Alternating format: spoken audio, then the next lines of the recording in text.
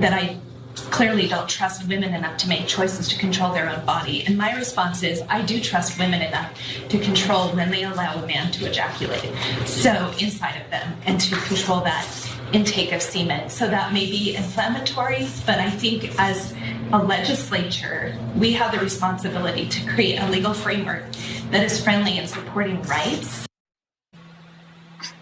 Hello, Miranda. Gross and pervy. We do control all the sperm. That's hot.